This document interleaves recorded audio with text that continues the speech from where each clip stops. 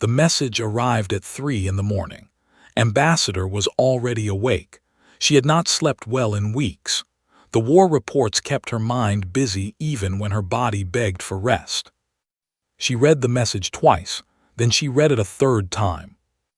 The Empire had positioned their fleet near the border. 3 colony worlds were in danger. Millions of lives hung in the balance, and the Galactic Coalition wanted her to negotiate. Put down her tablet and walked to the window. Outside, the city of New Seoul stretched toward the horizon. Lights flickered in countless buildings. People lived their lives without knowing how close they were to destruction. She was 52 years old. She had served as a diplomat for nearly 30 years. She had talked her way through trade disputes, territorial arguments, and cultural misunderstandings. But she had never faced anything like this. They were not interested in talking. They were conquerors. Their empire had swallowed 17 species in the last century. They did not negotiate. They demanded. And if their demands were not met, they simply took what they wanted. The coalition believed that diplomacy could work, was not so sure, but she had accepted the assignment anyway. Someone had to try. She returned to her desk and began writing her response.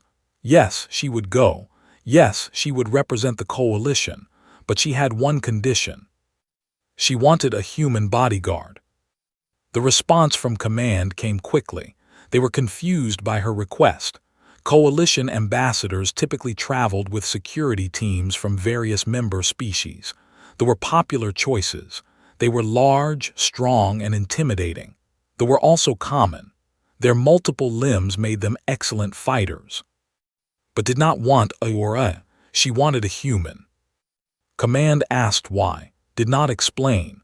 She simply repeated her request. After 3 days of back-and-forth messages, they finally agreed. They sent her a file. The bodyguard's name was Ho. He was 38 years old. He had served in the human military for 15 years before retiring. His record was unremarkable. No medals, no special honors, just years of quiet service. Studied his photograph. He had a plain face, short black hair, dark eyes that seemed to look through the camera rather than at it. There was nothing special about him, nothing that would make an enemy pause. But knew better. She had studied humans for years.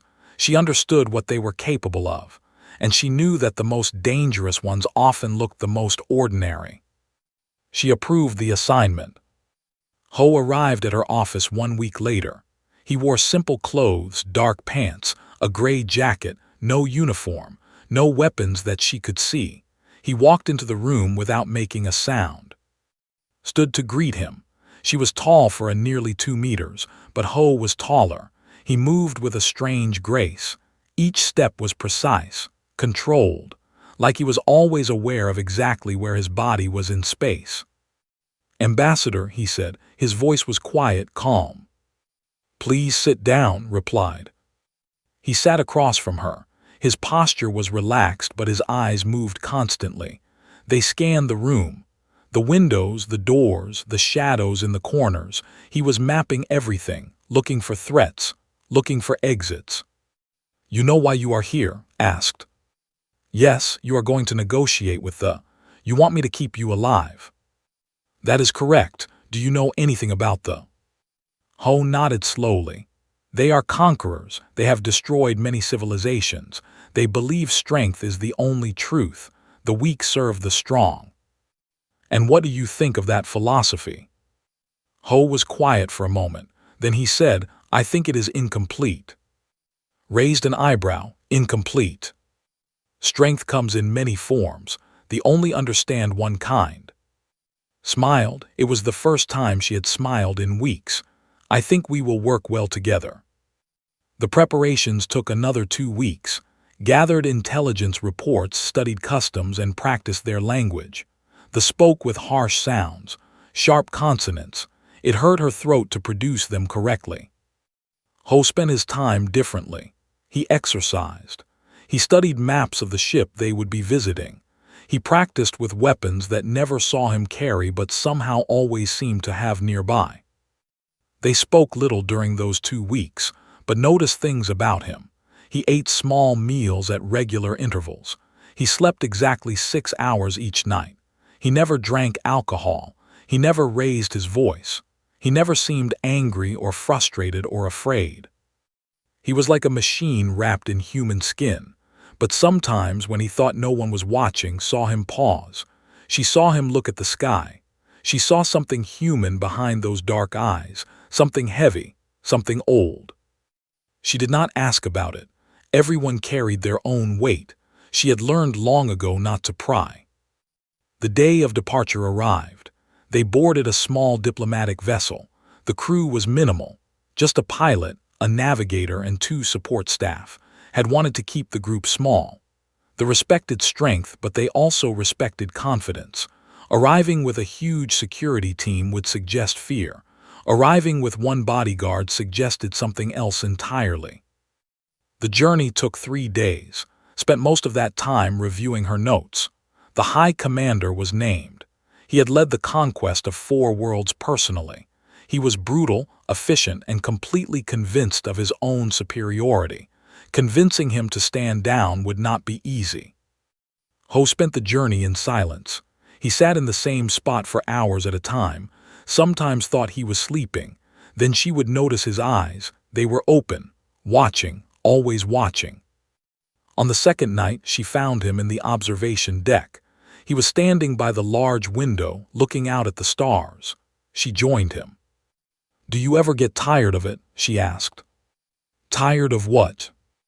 "Being so alert all the time, always watching, always ready." Ho considered the question. "It is not something I think about, it is just how I am." "Were you always this way?" "No, I learned." "The military taught you." "The military taught me techniques. Life taught me necessity." Did not push further. They stood together in comfortable silence, watching the stars slip past. On the 3rd day they arrived at the rendezvous point. The warship was waiting for them. It was massive, nearly 10 kilometers long. Its surface was covered with weapons, cannons, missile tubes, energy projectors. It was a machine built for one purpose: destruction. The pilot's voice came through the speaker. "Ambassador, they are hailing us." "Put them through," said. A face appeared on the screen. He was large, even by standards. His skin was dark red, almost black. His eyes were yellow. 2 long tusks curved upward from his lower jaw. Scars covered his face. Battle wounds worn with pride. "I am Commander," he said. His voice was deep, rough, like stones grinding together. "You are the coalition diplomat." "I am Ambassador. Thank you for agreeing to this meeting." Made a sound that might have been a laugh. "I agreed to nothing. The coalition begged. I decided to listen. You have 1 hour to convince me not to destroy your colonies. Then I will do what I came here to do." The transmission ended. Took a deep breath. She had expected hostility, but hearing it directly was different. The contempt in his voice was absolute. He saw her as nothing, an insect making noise before being crushed. She turned to Ho. "Any last advice?" He looked at her with those calm, dark eyes. "Stay behind me if something goes wrong." "And if everything goes wrong?" "Then stay further behind me." Nodded. It was not exactly comforting, but it was honest, and in that moment honesty was worth more than comfort. They docked with the warship. The airlock opened with a hiss of pressure. Beyond it, a corridor stretched into darkness. Red lights lined the floor. The air smelled like metal and something else, something organic. Blood, perhaps. Guards waited for them, 6 of them. Each one was over 2 meters tall. They wore heavy armor. They carried weapons that looked like they could tear through walls. One of them stepped forward. "Surrender your weapons." Looked at Ho. He made no move. He carried no visible weapons. The guard scanned him with a device. The device beeped. "He carries nothing," the guard said, sounding surprised. Ho said nothing. His face remained blank, but noticed something. The guards were nervous. They tried to hide it, but she could see it in the way they moved. the way they kept glancing at Ho. They had heard about humans. Everyone had. The stories spread through the galaxy like fire. Stories about a species from a death world. A planet so dangerous that its children learned to survive before they learned to speak. A species that had evolved to chase prey until it collapsed from exhaustion. A species that refused to die. They did not believe in fear, but something about Ho made them uncomfortable. They could not explain it. They did not understand it, but they felt it. "Follow," the lead guard said. They walked through the ship.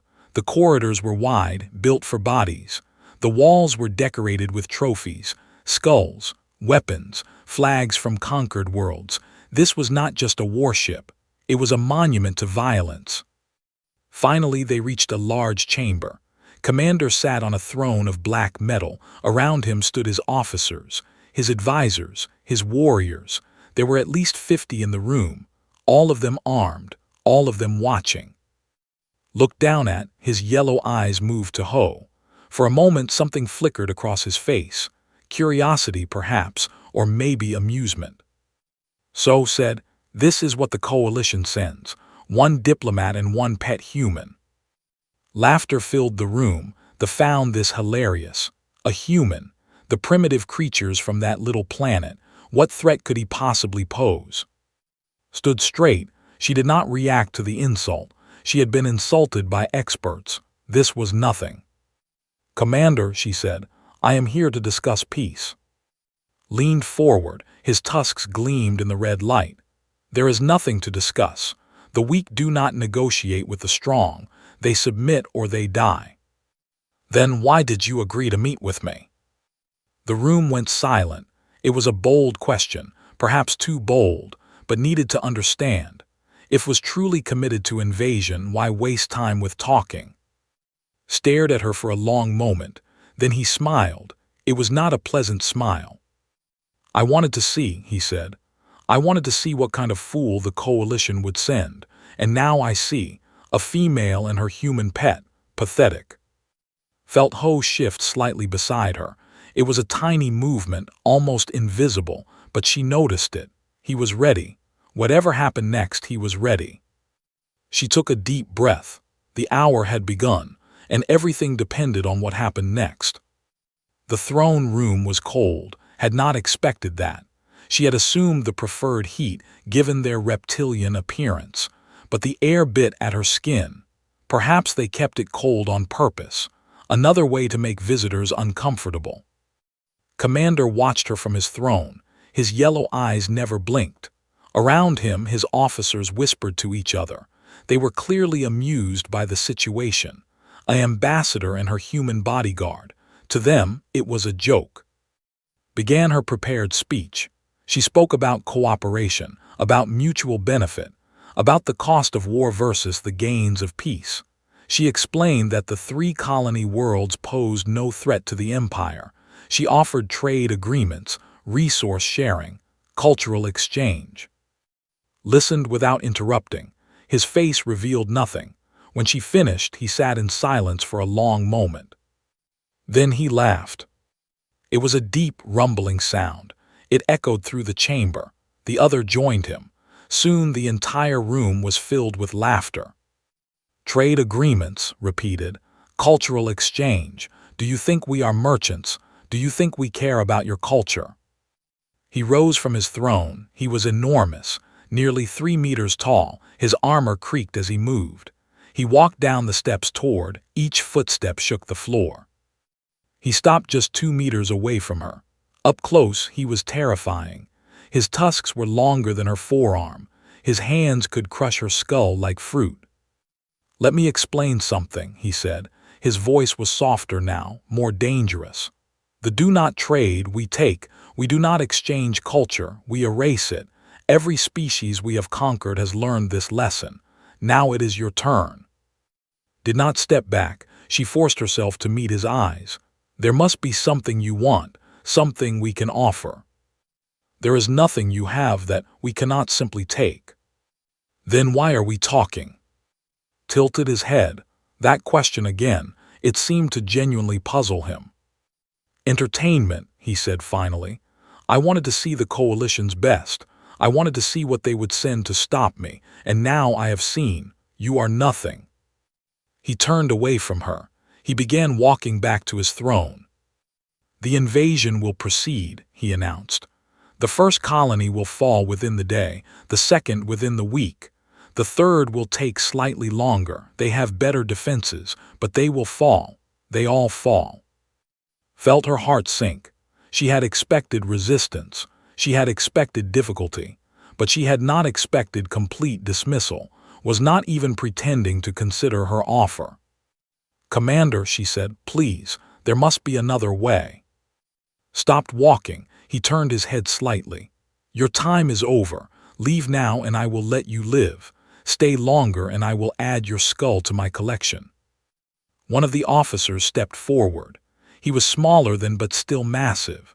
His armor was decorated with symbols did not recognize. "Commander," the officer said, "perhaps we should keep the human for study. Their species is unusual. Our scientists might learn something useful." Considered this. He looked at Ho for the first time since they had entered the room, really looked at him. Ho stood perfectly still. His hands hung loose at his sides. His face was empty of expression. He did not look threatening. He did not look scared. He simply looked present. "Unusual how?" asked. "They come from a death world," the officer explained. "Class 12. Their planet tried to kill them constantly, yet they survived. They became the dominant species. Some say they are more dangerous than they appear." Made a dismissive sound. "Look at him, he is small, weak. No claws, no fangs, no armor. What could he possibly do against a warrior?" "I do not know, Commander, but the reports—" "Reports written by cowards," interrupted. "By species who lost to these humans and needed an excuse. The truth is simple. Humans are soft, fragile, they break easily." He walked toward Ho. The human did not move, did not react. He simply watched approach. Stopped directly in front of him. The size difference was almost comical, was nearly twice his height. His body was covered in natural armor. His arms were thick with muscle. "Tell me," human said, "are you afraid?" Ho looked up at him. His voice was calm, quiet. "No." Blinked. It was perhaps the first time he had blinked since they arrived. "No, you stand before the commander of the fleet. You are surrounded by warriors who have killed thousands, and you feel no fear." "Fear would not help me," Ho said simply. Stared at him for a long moment. Then he laughed again. But this time there was something different in it, something uncertain. "Bold words from prey," he said. He turned back to his throne. "Take them to the holding area. Let them watch while we prepare the invasion. Let them see what becomes of those who oppose us." Guards moved forward. They surrounded Ho. Their weapons hummed with energy. Looked at Ho. He gave her a tiny nod. "Not now," the nod said. Not yet, she understood. They would wait. They would watch. And when the moment came, they would act. The guards led them through more corridors. The ship seemed endless. Everywhere looked, she saw more weapons, more warriors, more evidence of this power. Finally, they reached a small room. It had one window that looked out into space. There were no chairs, no beds, just bare metal walls and floor. "Wait here," a guard said. "The commander will decide what to do with you after the invasion begins." The door closed behind them, heard locks engaging. They were trapped. She walked to the window. Outside she could see the stars.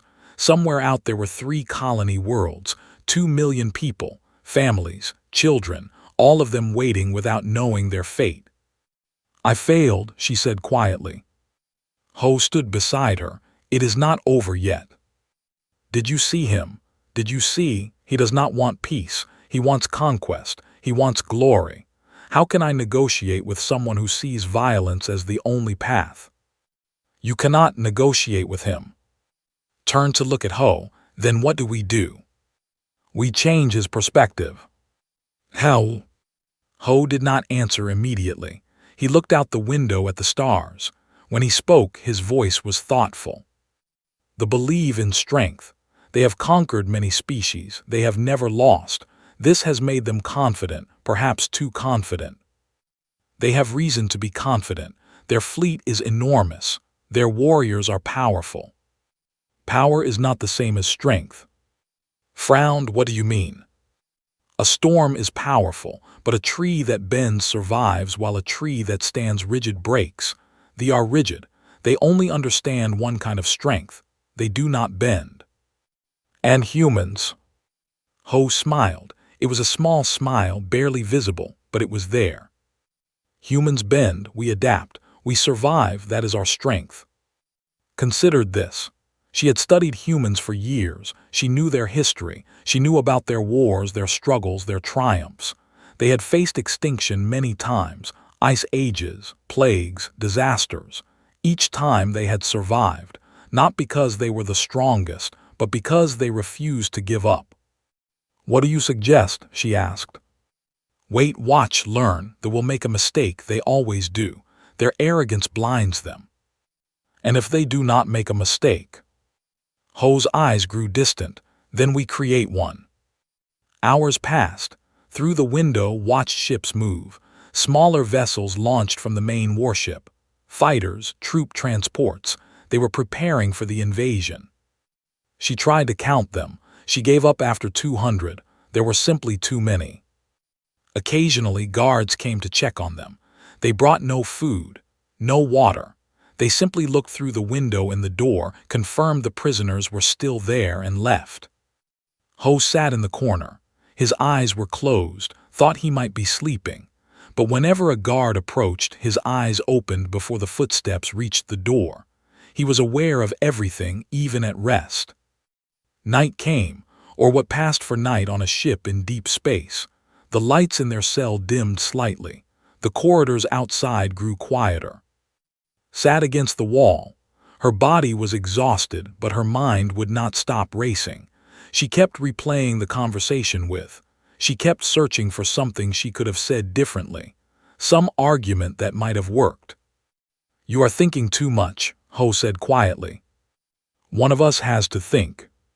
Thinking is useful, but endless thinking is just another form of worry. Sighed, how can you be so calm? Millions of people are about to die, and we are stuck in this cell, helpless. We are not helpless. No, we have no weapons, no communications, no way out. What can we possibly do? Ho opened his eyes. In the dim light they seemed to glow. We have ourselves, he said. That is more than you realize. Before could respond, footsteps echoed in the corridor. Many footsteps, coming toward their cell. Ho rose smoothly to his feet. His body changed, still relaxed, but something different now. Something alert, ready. The door opened. Commander stood in the entrance. Behind him were a dozen warriors. Bring them, commanded. I want them to watch from the bridge. I want them to see our power firsthand. Guards grabbed arms. They were not gentle. She felt bruises forming immediately. Other guards moved toward Ho. He held up a hand. I will walk. The guards hesitated. They looked at.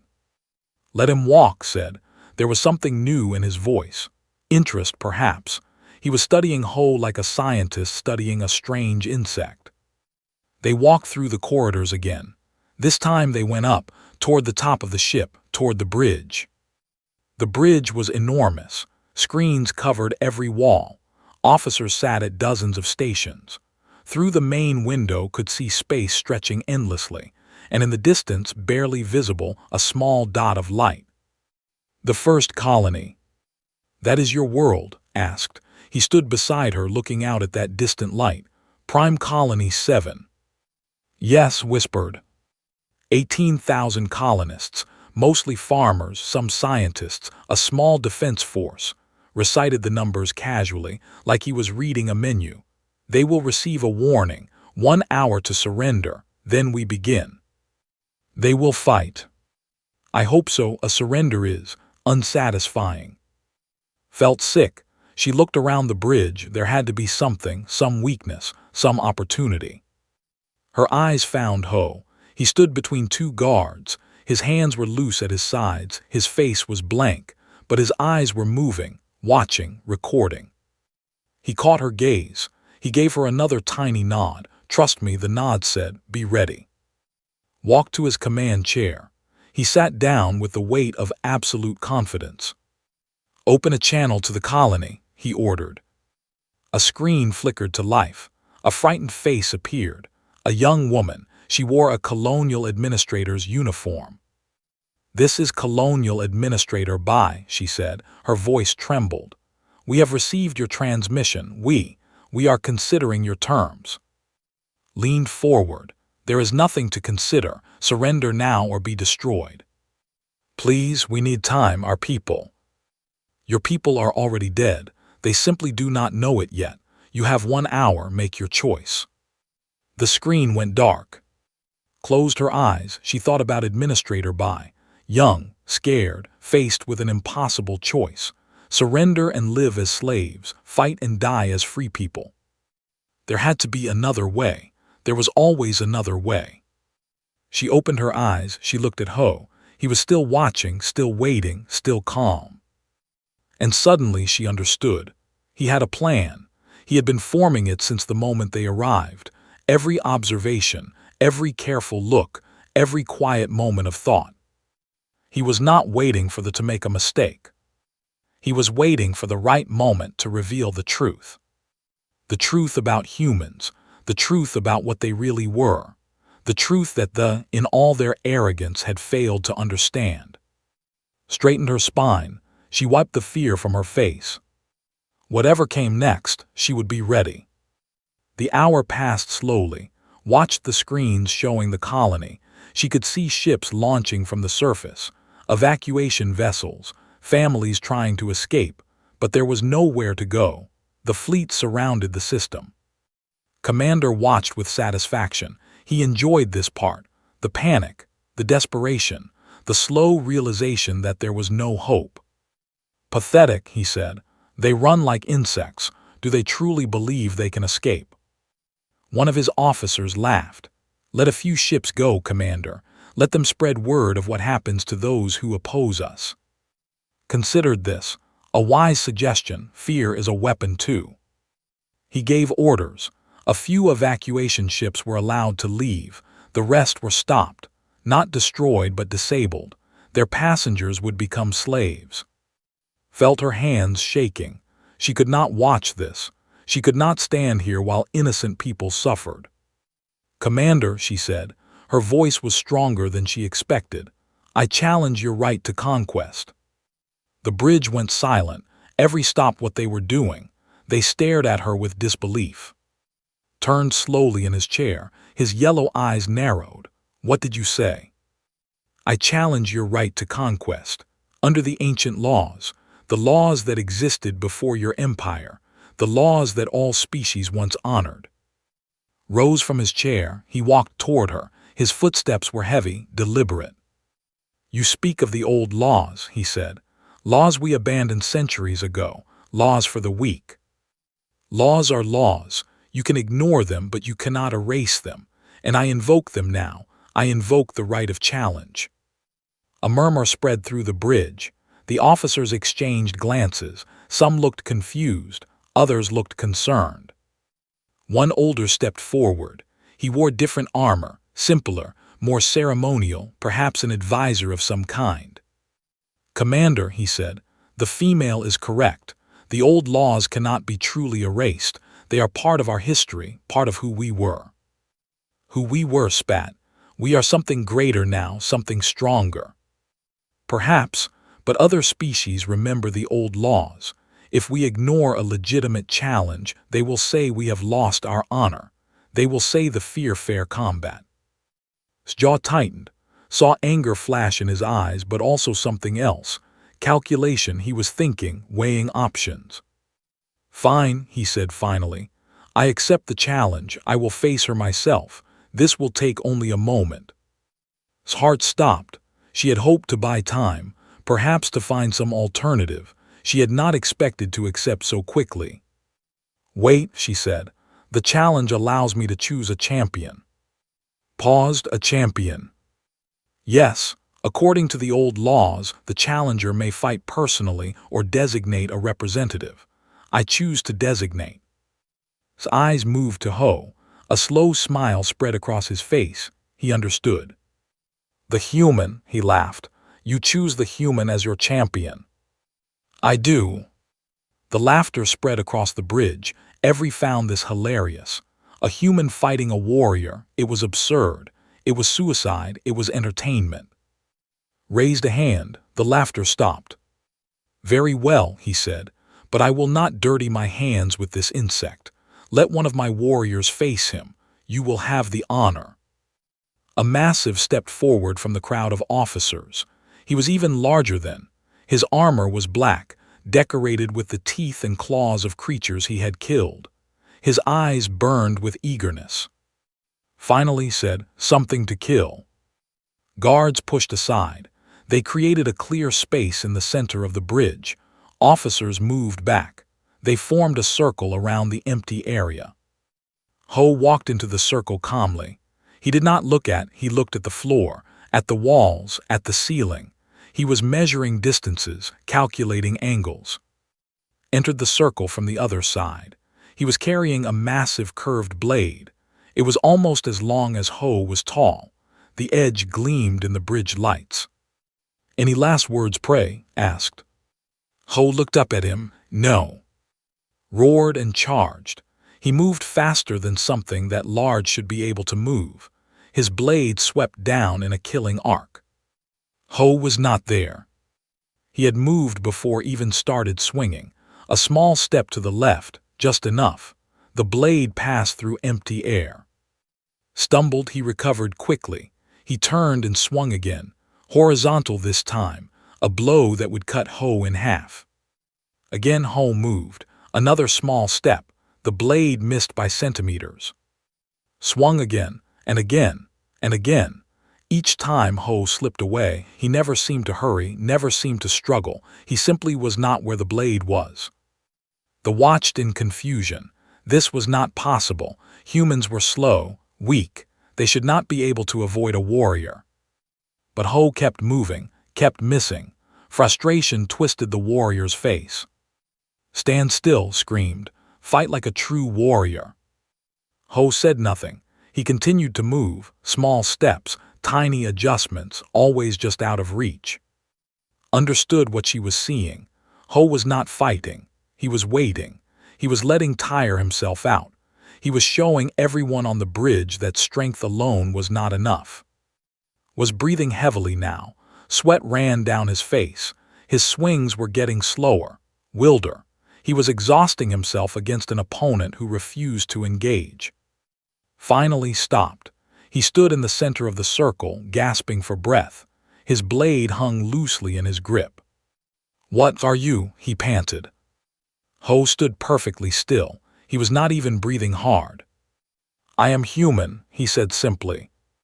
Then he moved. It happened so fast that almost missed it. One moment, Ho was standing 5 meters from. The next moment, he was beside him.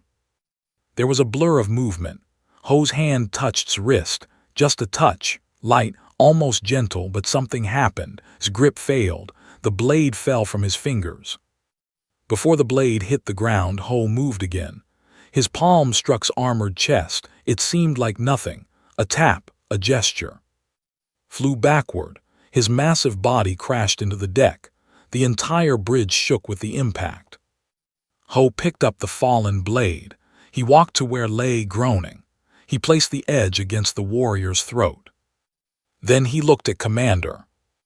The challenge is concluded, Ho said. His voice was calm, quiet, exactly as it had been since the beginning. According to the old laws, the victor may spare or kill the defeated. I choose to spare. He lifted the blade away from his throat. He drove it into the deck beside the fallen warrior. It sank deep into the metal. Then he turned and walked back to his side. Silence filled the bridge. Complete, absolute silence. No one moved, no one spoke. They simply stared. Looked at the faces around her.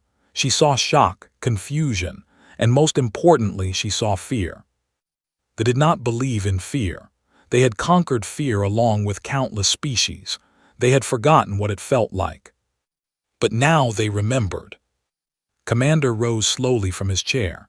He walked toward Ho. His face was unreadable. "How?" he asked. "How did you do that? Is one of my finest warriors. He has killed hundreds." Ho looked up at him. "Strength comes in many forms." That was not strength, that was something else. It was efficiency. I did not fight harder than I fought smarter. I used his own power against him. Circled Ho slowly. He studied him from every angle, like he was seeing him for the first time. "You moved before he swung," said. "How did you know where his blade would go?" "I watched his shoulders, his eyes, his feet. The body tells you what it will do before it does it. Our warriors train for decades. They are the best fighters in the galaxy. Your warriors train to be strong. They do not train to be wise." Stopped in front of Ho. They faced each other, the giant alien and the unremarkable human. "The challenge is one," admitted. "According to the old laws, you may make one demand." Stepped forward quickly. "I demand that you cease the invasion. I demand that you withdraw your fleet and enter negotiations in good faith." His eyes shifted to her. For a moment she thought he would refuse. The old laws were old. He did not believe in them. He could simply ignore them. But then she saw something else in his eyes. Doubt, uncertainty, things the commander of the fleet should never feel. "The invasion will pause," he said slowly, "while I consider your demand." He turned to his officers. "All ships hold position. No attacks until further orders." A wave of relief washed over. It was not victory. Not yet. But it was time. Time to find a solution. Time to prevent a massacre. Walked back to his command chair, but he did not sit down. He stood beside it, staring at Ho. "Tell me about humans," he said. "Tell me the truth, not the stories we have heard, the truth." Ho considered the request. Then he began to speak. "We come from a planet called Earth. It is a Class 12 death world. Do you know what that means?" Nodded slowly. "A world hostile to life. Only the strongest species survive there."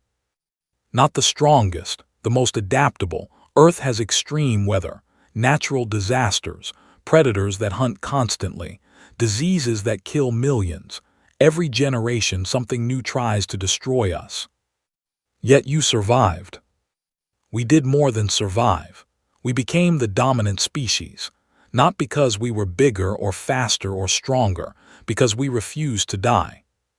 Sat down in his chair. He seemed lost in thought. "Our records say humans are young," he said.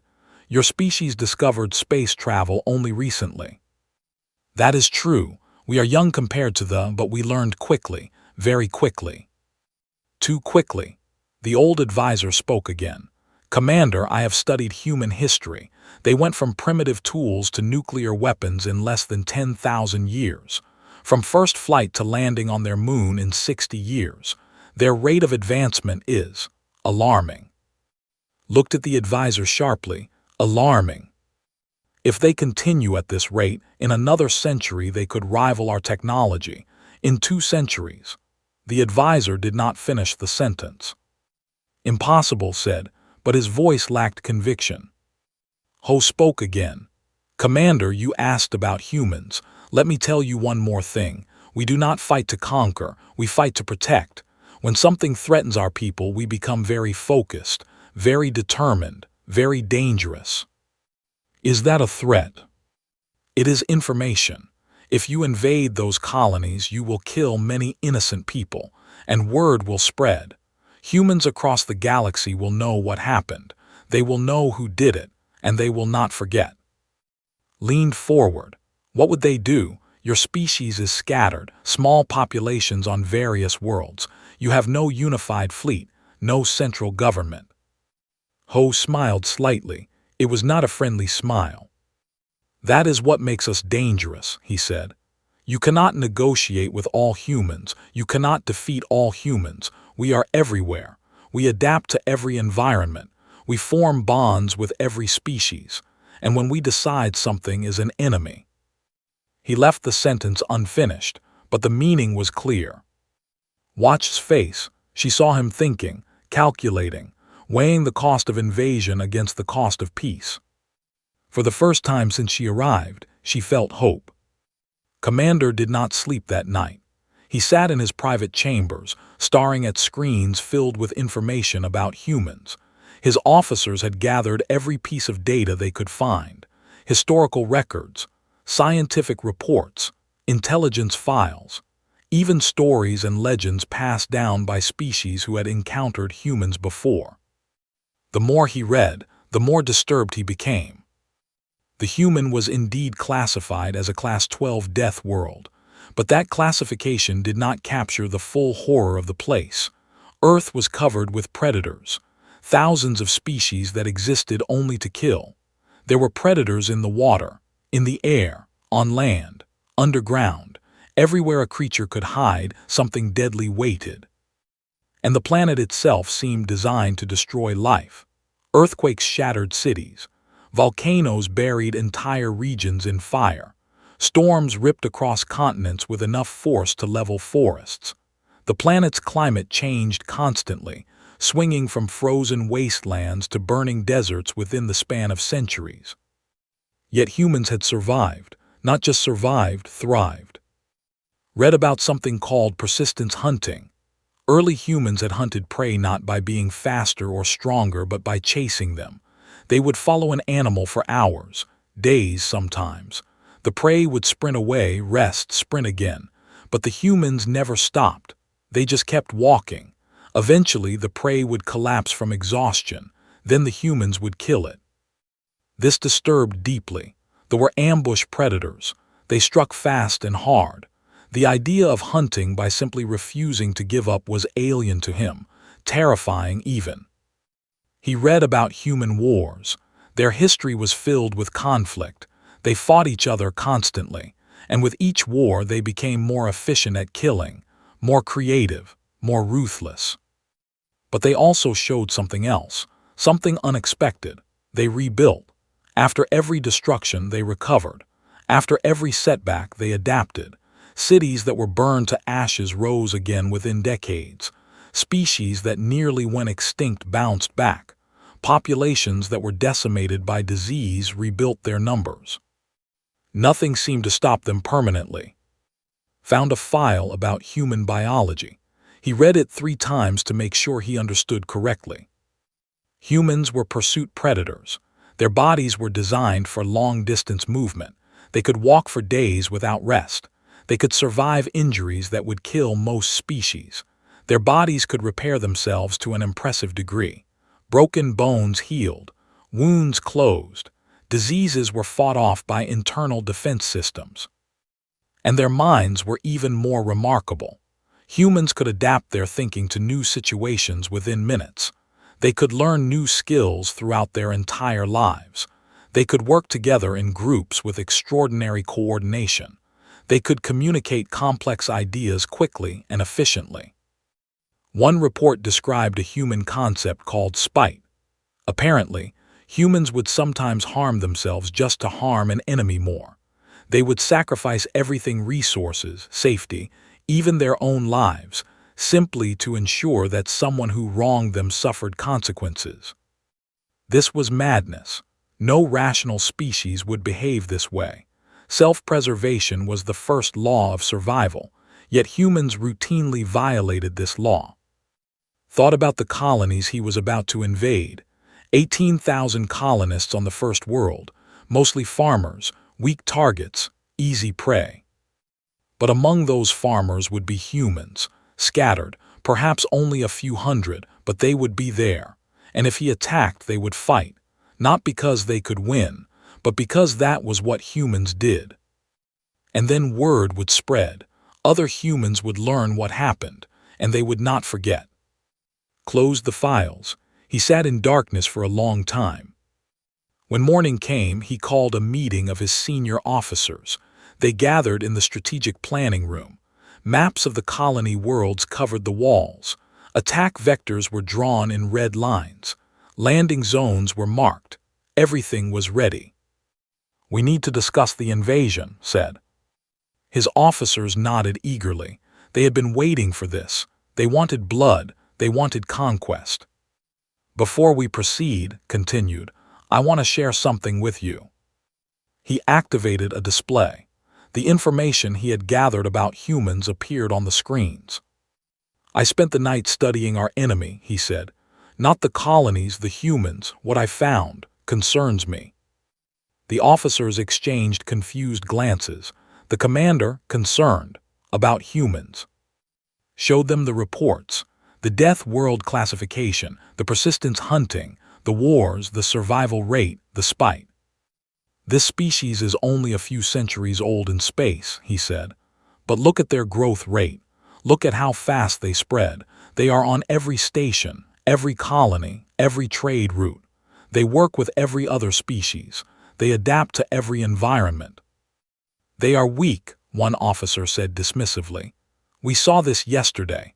One human defeated one warrior. Impressive, perhaps, but we have millions of warriors. And there are billions of humans, replied, scattered across the galaxy, integrated into every society. They are everywhere. Another officer spoke up. Commander, are you suggesting we should fear these creatures?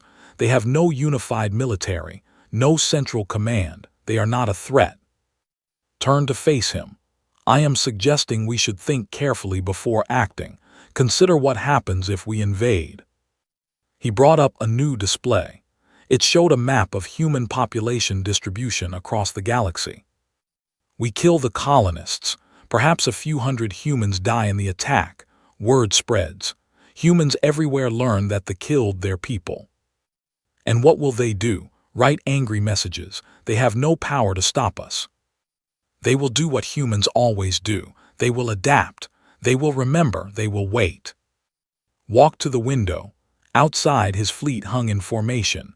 Hundreds of ships, the most powerful military force in this sector. Humans have a concept called grudges, he said. They hold onto grievances for generations. They teach their children to remember wrongs done to their ancestors. They do not forgive. They do not forget. The old advisor stepped forward. He had been silent until now. Commander, if I may. Speak. I have studied humans extensively. What you say is true, but there is more. He paused, gathering his thoughts. Humans form bonds not just with their own species. With others, they adopt, they protect, they integrate. What does this mean for us? It means that if we harm humans, we also harm their bonds. They are not just our targets. They are human friends, human allies. When we attack the humans too. Another officer laughed nervously. So what? We cannot attack anyone without attacking humans. They are everywhere. That is ridiculous. No, the advisor said quietly. That is the point. Silence fell over the room. The officers looked at each other uncertainly. Turned from the window. Bring the human to me, the bodyguard. I want to speak with him alone. The officers filed out. Guards were sent to fetch Ho. A few minutes later, he entered the strategic planning room. He stood before without any sign of fear, without any sign of anything really, just calm patience. Yesterday you defeated, said, one of my best warriors. Yes. You made it look easy. It was not easy, is very skilled, but he is also predictable. He relies on strength. When strength fails, he has nothing else. And you, what do you rely on? Ho considered the question. Whatever works. Sat down heavily. He suddenly looked tired, older. I have been reading about your species, he said. All night. The more I read, the less I understand. What confuses you? Everything. You should not exist. Your planet should have killed you. Your wars should have destroyed you. Your diseases should have wiped you out. Yet here you are, spreading across the galaxy like wildfire. Ho nodded slowly. We are persistent. That word appears many times in the reports. Persistent, stubborn, tenacious, relentless, shook his head. We value strength, but strength can be measured, it can be compared, it can be defeated by greater strength. How do you defeat persistence? How do you defeat something that simply refuses to stop? You do not. Looked at him sharply. Explain. You cannot defeat persistence. You can only outlast it, and humans are very good at lasting. Even against superior forces, even against certain death. Especially then, when a human has nothing left to lose, they become most dangerous. They stop caring about survival. They only care about making the enemy pay. Stood up, he walked to the display showing human population distribution. Red dots marked human presence across the galaxy. Thousands of dots, on stations, on colonies, on ships, everywhere. If we invade these colonies, he said slowly, we make enemies of all these humans. Yes. And they will never forget. Never. They will work against us. Sabotage, espionage, economic pressure, whatever tools they have. For as long as it takes. Turn to face Ho. Is there no way to avoid this? Could we simply destroy all humans, eliminate the threat entirely? Ho's expression did not change, but something shifted in his eyes, something cold. You could try, he said quietly. Many have tried, none have succeeded. Why not? Because you cannot find all of us. We are too scattered, too integrated. And for every human you kill, 10 more will dedicate their lives to vengeance. The harder you push, the harder we push back. Stood in silence for a long moment. Then, unexpectedly, he laughed. You are impossible, he said. Your species is impossible. You should not work. Evolution should not produce something like you. And yet here we are. Walked back to the window. He looked out at his fleet. All that power, all that strength, useless against an enemy that could not be defeated in traditional ways. Tell me, he said, what do humans truly want? Ho thought about this. We want to survive, to grow, to protect those we care about, to build things that last, to leave the galaxy better than we found it. That is surprisingly noble. We are not always noble. We can be cruel, selfish, destructive, but at our best we try to be something more. Nodded slowly. He seemed to be reaching some kind of decision. If I stand down, he said, if I withdraw my fleet, what guarantee do I have that humans will not become a threat to us? You have none. None. We do not give guarantees. We give choices. You can be our enemy or you can be our friend. If you are our enemy, we will fight you forever. If you are our friend, we will stand beside you when you need us. Turned to look at Ho. For the first time, there was something like respect in his eyes. You are very confident for someone standing alone on an enemy ship. I am never alone. Wherever I am, humans are there with me, in spirit, in memory, in determination. Was silent for a long time. The morning light streamed through the window. Outside, his fleet waited for orders. Finally, he spoke. Return to the ambassador. Tell her I wish to negotiate, truly negotiate, not threats, not demands, a real conversation about the future. Ho bowed slightly. Thank you, Commander. He turned to leave. At the door, he paused. Commander, you asked what humans want. May I ask what they want? Considered the question. We want respect. We want to be seen as powerful, as worthy. Conquest does not bring respect. It brings fear, and fear breeds resistance. But friendship, Ho paused. Friendship is stronger than fear. It lasts longer. It builds rather than destroys. He left the room, stood alone looking out at the stars. For the first time in centuries, the commander of the fleet was uncertain about the future. And strangely, that uncertainty felt like the beginning of something new. Ambassador had not slept. She had spent the night in the small holding room, watching through the window as nothing happened. The fleet did not move. The invasion did not begin. Something had changed. When Ho returned with news that Commander wanted to negotiate, she almost did not believe him. But his calm expression told her it was true. How, she asked, what did you say to him? I told him the truth about humans. That was enough. Sometimes truth is more powerful than weapons. They were escorted to a different room this time, not the throne room, a smaller space with a circular table, chairs for both species. No guards inside, only Commander waiting for them. He looked different.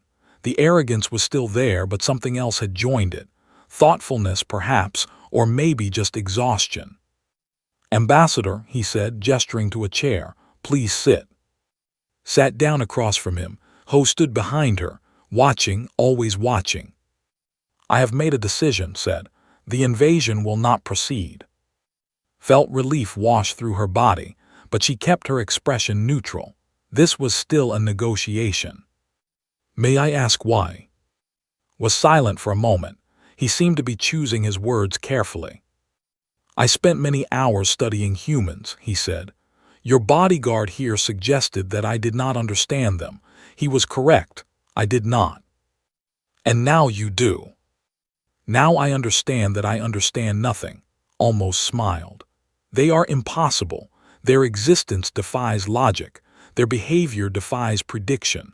Their determination defies all reasonable limits. This disturbs you." "It terrifies me." He said it simply, without shame. "I have conquered many species. I know how to defeat armies. I know how to break resistance. But humans," he shook his head, "they do not break, they bend, they adapt, they come back." Nodded slowly. "This is true. If I invade these colonies, I will kill thousands, perhaps tens of thousands, that will claim victory. And then what? Humans scattered across the galaxy will learn what happened. They will not forget. They will not forgive. They will work against us in ways I cannot predict or prevent." "That is also true." Leaned forward. "But I am still commander of this fleet. I cannot simply retreat without gaining something. My officers would see it as weakness. My empire would question my leadership." "What do you want?" "Trade agreements, real ones, access to human technology. Your species advances faster than any we have encountered. I want to understand how. I want to benefit from it." Considered this. It was a reasonable request, certainly better than war. "That can be arranged," she said, "but I have conditions as well." "Name them." "First, the colonies must be left alone. No interference, no tribute, full independence." "Agreed." "Second, they will release all ships they captured during the preparation for invasion. Crews returned. Cargo returned." Frowned slightly. "That is a large request." "It is fair. Those ships were taken illegally. Their crews are innocent." "Very well, agreed." "Third, they will establish formal diplomatic relations with the Galactic Coalition, embassies, communication channels, proper protocols for future disputes." This time was silent for a long moment.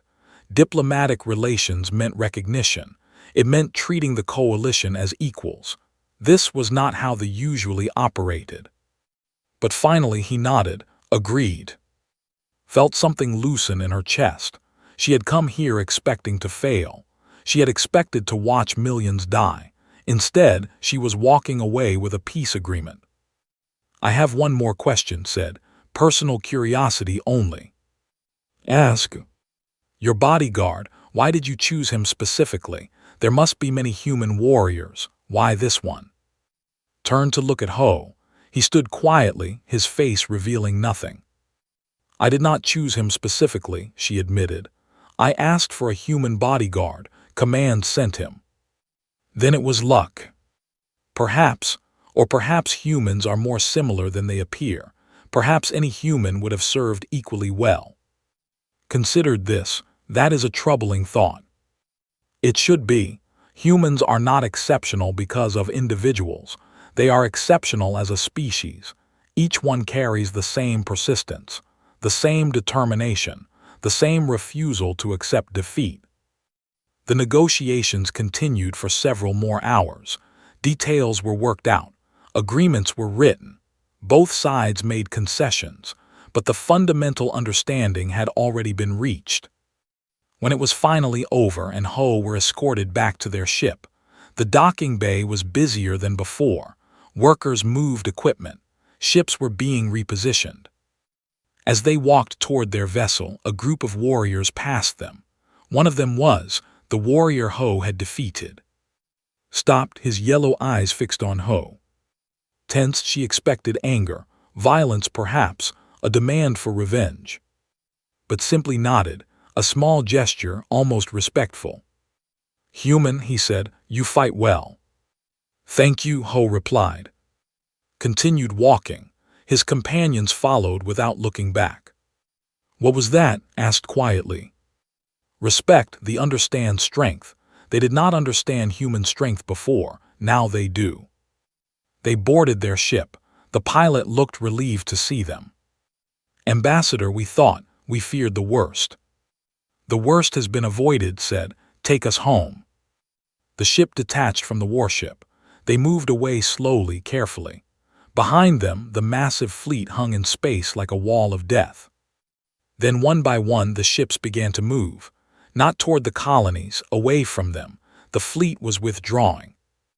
Watch from the observation deck. She felt tears building in her eyes but held them back. Not yet, not until they were safe. Ho stood beside her, watching the fleet leave. "You did it," said. "You changed his mind." "We did it together." "I talked, you demonstrated. There is a difference." Ho was quiet for a moment.